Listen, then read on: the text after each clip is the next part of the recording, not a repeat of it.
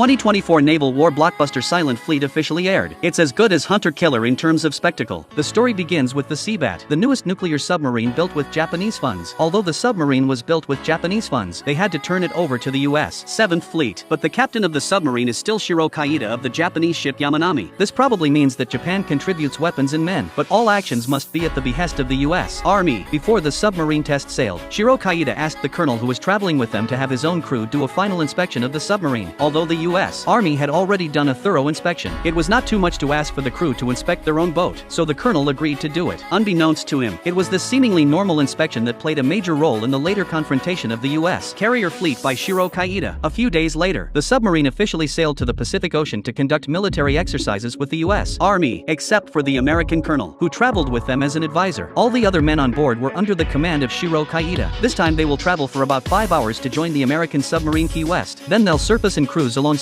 them for 30 minutes. Then they'll head west back to the US port in Japan. Even though it seemed like a simple mission, it turned out that in the end the colonel got to see Shiro Kaida single-handedly take on the entire American 7th Fleet with this submarine. Soon they were approaching the target. Shiro Kaida and his men had the feeling that there were more submarines waiting for them than just the Key West. There must be other submarines ambushing them, trying to catch their sound patterns. Then sonar detected a target approaching. They analyzed the acoustic pattern and found that it was the attack submarine Kavist. This made the colonel wonder how advanced this submarine of theirs was, that it had detected the target before the US forces. Shiro Kaida then asked his men to open the active sonar. The result was just as they expected. In addition to the Key West, there were 2 other submarines in the vicinity. They were also nuclear submarines of the US 7th Fleet. Seeing this, Shiro Kaida decided to give them a wake-up call, but the colonel didn't understand what he meant. When the colonel asked, he immediately told the weapons officer to prepare torpedo number 8. Hearing that order, the colonel was so shocked and confused that he rushed to stop him. But at this point Shiro Kaida didn't take him seriously at all. He directly told his men to quickly fire a torpedo after locking onto the target.